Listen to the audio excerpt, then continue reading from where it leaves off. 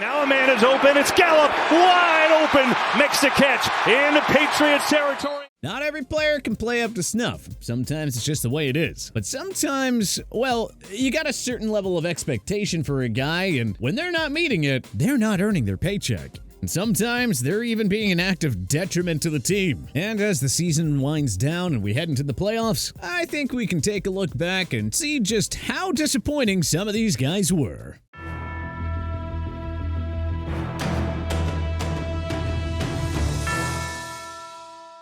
With the 2023 NFL regular season now behind us, it's the ideal time to reflect on each team's biggest disappointment of the season. While there were plenty of surprises, other players simply didn't play up to their potential or usual standards this year. So with that, let's dive into every NFL team's most disappointing player of 2023. Mindset he got, that positive mindset he got, he always going to find a way to overcome the tough times.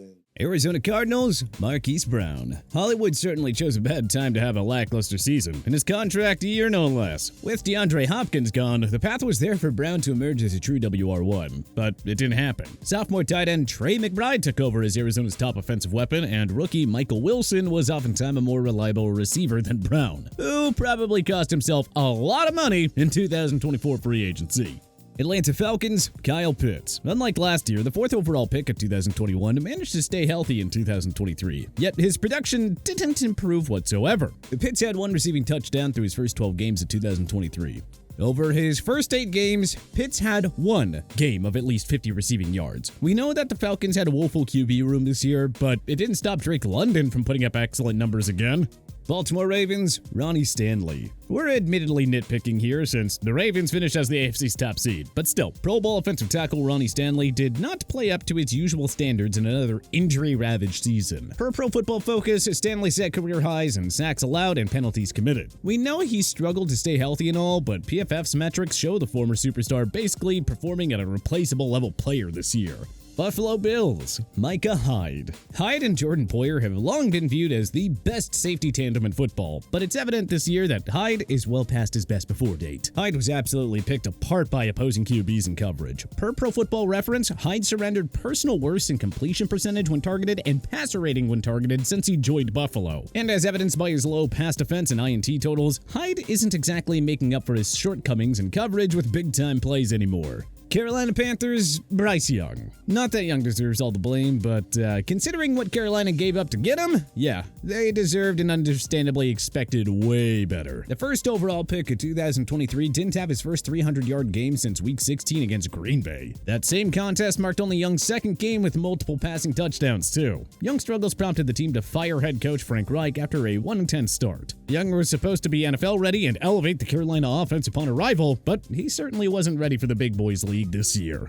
Chicago Bears, Tremaine Edmunds. The Bears signed the ex-Bills star to a 4-year deal worth $72 million in free agency, hoping that he would help improve the league's worst scoring D from a year ago. Chicago didn't seem to notice that Edmunds was largely the beneficiary of playing on a star-studded Bills D. As well, didn't they ever think that $72 million was a little bit too much for an off-ball linebacker? Edmunds was ripped apart by opposing QBs in coverage, and PFF graded him as an average-level player this year. Yeah, not sure about you, but that doesn't exactly sound like a $72 million man. Cincinnati Bengals, T. Higgins. Like Hollywood Brown, Higgins failed to perform up to standards in his contract year. The big-bodied wideout was too often a non-factor for the Bengals this year, even going 7 straight games at one point without a TD. Factor in the inconsistent play with injuries that caused him to miss much time, and Higgins fell well short of a third straight 70-catch and 1,000-yard season. If this is it for him as a Bengal, well, he certainly didn't go out on a pretty note.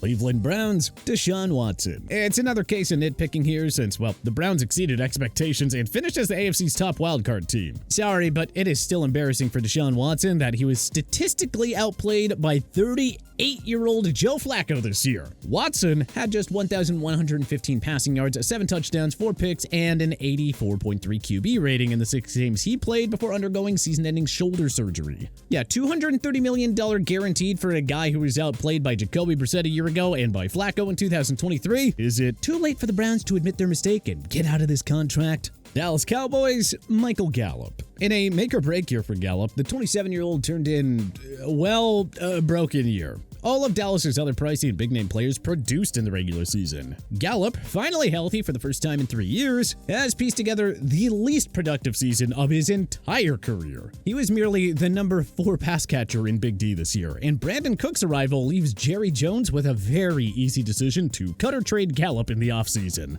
Denver Broncos, Jerry Jeudy. Russell Wilson had a nice bounce-back year in Mile High City, at least statistically speaking. However, 2020 first-round pick Jerry Jeudy played a surprisingly minimal role in helping Wilson resurge this year. Too often a non-factor, Jeudy didn't have his first receiving TD until his 7th game. A giant letdown of a year for a guy who had his best season a year ago. The Broncos have him under contract for 1 more year, but it's pretty obvious that a trade in the offseason would probably benefit both parties.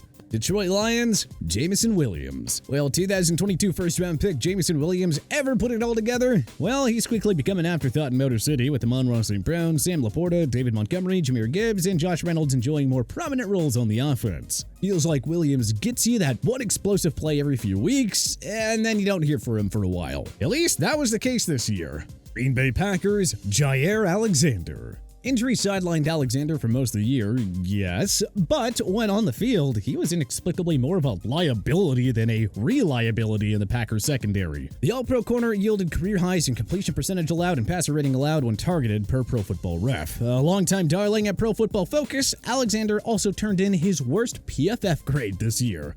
Houston Texans, Dameon Pierce. Pierce was an Offensive Rookie of the Year candidate last year after recording 939 rushing yards and 4 touchdowns despite missing 4 games. So what did he do for an encore? Well, he became a victim of the well-documented sophomore slump. Free agent pickup Devin Singletary emerged as the Texans' new RB1. Who would have thought CJ Stroud would enjoy so much success as a rookie with Pierce playing a very minimal role in the offense? Indianapolis Colts, Alex Pierce.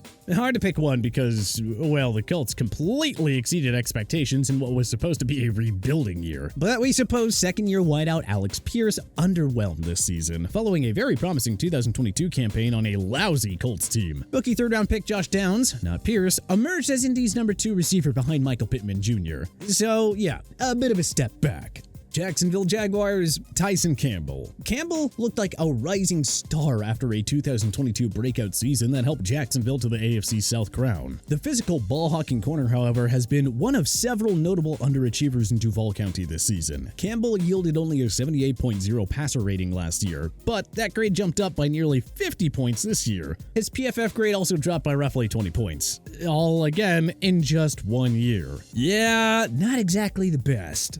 Kansas City Chiefs, Jawan Taylor. After letting Pro Bowl offensive tackle Orlando Brown Jr. leave, the Chiefs signed ex-Jaguar Jawan Taylor to a 4-year pact worth a whopping $80 million. Taylor was downright awful, to put it mildly, finishing as the runaway leader in penalties committed for the regular season. He was barely graded above 50 by PFF and allowed 5+ sacks for the 5th straight year to begin his career.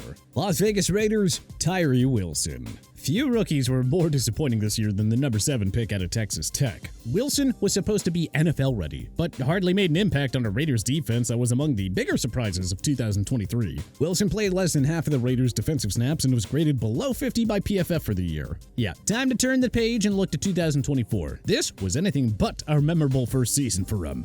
Los Angeles Chargers, Austin Eckler. Good thing the Bolts never gave Eckler that extension this offseason. Injuries to Justin Herbert, Mike Williams, Keenan Allen, and the absence of star center Corey Linsley didn't help matters. Sure. But after scoring 38 total touchdowns over the last 2 years, Eckler suddenly stopped producing in the red zone, and his rushing numbers fell off significantly after back-to-back 900-yard campaigns.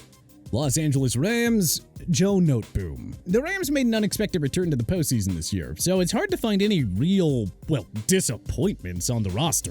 That said, the usually rock-solid Joe Noteboom was a weak link on the Rams' revamped O-line this year. LA's O-line enjoyed a great bounce-back year in 2023, but Noteboom was not a factor in it. The Rams should probably try to get out of his contract this offseason and find a younger, cheaper, and simply better alternative. Miami Dolphins, Xavier Howard. It's easy to overlook the shortcomings on Miami's defense this year thanks to their explosive and highlight reel offense. But 2023 truly has been a forgettable year for the four-time Pro Bowl corner, who has taken a bit of a backseat to Jalen Ramsey as Miami's new superstar corner. The renowned ball hawker put up a low stat line for his usual standards and also graded as a replaceable level player at PFF. Minnesota Vikings, Alexander Mattison. Many released four-time Pro Bowler Dalvin Cook, believing that Alexander Mattison would be able to take over as the new RB1. And, boy, were they wrong. Mattison failed to give the mini ground game any spark, and it forced the team to trade for ex-Rams standout Cam Akers before the deadline. After Akers suffered a season-ending injury, the Vikings gave second-year back Ty Chandler an expanded role, and he wound up outperforming Mattison down the stretch. New England Patriots, Mac Jones. Jones was benched not once, not twice, not thrice, but 4 times in favor of Bailey Zappi this season. Jones lost 9 of his 11 starts and had 10 touchdowns against 12 picks before Zappi took over as the starter in Week 13. Well, adios, Mac. You'll always have 2021. New Orleans Saints, Derek Carr. After his release from the Raiders, Carr signed a 4-year deal with New Orleans worth $150 million. Playing in football's worst division and on a roster loaded with weapons, Carr was in a dang good spot to put up career numbers. But instead, he put up his worst numbers since 2017. He had to leave 3 games with injuries and mostly made headlines for screaming at his receivers and offensive linemen during games instead of accepting blame. New York Giants, Darren Waller. Daniel Jones would have qualified here if he didn't miss all but 6 games this year. Then again, Jones would have fared better if Waller played up to his potential this year. Acquired from the Raiders in an offseason blockbuster trade, the 2-time 1,000-yard pass catcher struggled to get much going in the Giants' offense. He's supposed to be a dynamic red zone weapon, yet he didn't record his first TD until Week 7. So, the Giants' search for a legitimate game-changing pass catcher continues. New York Jets, Alan Lazard. Before landing Aaron Rodgers, the Jets signed the ex-Packers wideout to a 4-year deal worth $44 million. Lazard was coming off a career year in 2022, but 2023 was easily his worst year since becoming a regular in 2019. It didn't help that Aaron Rodgers suffered a season-ending Achilles tear in Week 1, sure, but it's not ideal when running back Breece Hall and Tyler Conklin are way ahead of you on the team receiving leaderboard. Oh well, there's always 2024, Mr. Lazard. Philadelphia Eagles, James Bradberry. After earning a second-team All-Pro nod last year, Bradberry signed a 3-year extension with the Eagles worth $38 million. Bradberry somehow went from hero to zero in less than a year. He allowed a passer rating north of 100 this year after yielding a 51.6 passer rating a year ago. His sudden decline contributed to the Eagles' secondary regressing into one of football's worst this season. Pittsburgh Steelers, Kenny Pickett. The pieces were there for the 2022 first-round pick to enjoy a breakout year. Instead, this was Pickett's stat line before his ankle injury. 2,070 yards, 6 touchdowns, and 4 picks in 12 games. While Pickett was sidelined, the Steelers' offense finally began to explode with Mason, which does not look good on the former, by the way. San Francisco 49ers, Javon Kinlaw. Alright, we're splitting hairs here because the 49ers finishes the NFC's top #1 seed thanks to elite production from all of their stars. But 2020 first-rounder and defensive lineman Javon Kinlaw certainly did not produce in a make-or-break year, and the 49ers have an easy call to let him walk to free agency. I mean, come on, 2 straight years with a PFF grade below 50 just ain't gonna cut it. Seattle Seahawks, Jamal Adams. Adams' play on the field has been woeful, but it goes well beyond him getting burned in coverage time and time again. He was made inactive for Week 15 against the Eagles, with Pete Carroll even sending him home. Adams also went after a reporter's wife on Twitter because he didn't appreciate the criticism, which, by the way, was totally justified. Eesh, did the Adams trade quickly become a disaster for Seattle? Tampa Bay Buccaneers, Devin White. Also in a contract year, the 2020 playoff hero continued his underwhelming and lackluster play here in 2023. And the Bucs have an easy choice to part ways this upcoming offseason. Once again, nowhere close to the career-high 9 sacks that he posted in the Bucs Super Bowl championship season. Tennessee Titans, Treylon Burks. After an injury-riddled and inconsistent rookie year, Burks hasn't fared any better in year 2. I mean, Chris Moore and number 2 RB Ty J. Spears were more productive receivers than Burks. 2024 is shaping up to be a make-or-break year for Burks, folks. Washington Commanders, Deron Payne. The Commanders went from the number 7 scoring defense to the most unwatchable in football this year by a country mile. The usually ferocious pass rush was nowhere to be seen this year, and it all starts with Deron Payne. Last offseason, Payne signed a 4-year extension worth $90 million after posting a career-best 11.5 sacks. Coming off his first Pro Bowl nod, Payne instead has followed it up with perhaps his worst and by far his most unproductive season. Oh well, try again next year, Deron. But who do you think was the most disappointing NFL player of 2023? Let us know in the comment section below. If you like this video and learned a thing or two, clicking the like button helps out a ton. And hey, we appreciate it. If this is your first time coming around to TPS though, subscribing is a great idea because we put out videos like this every single day. But as always, thanks for watching and we'll see you guys next time.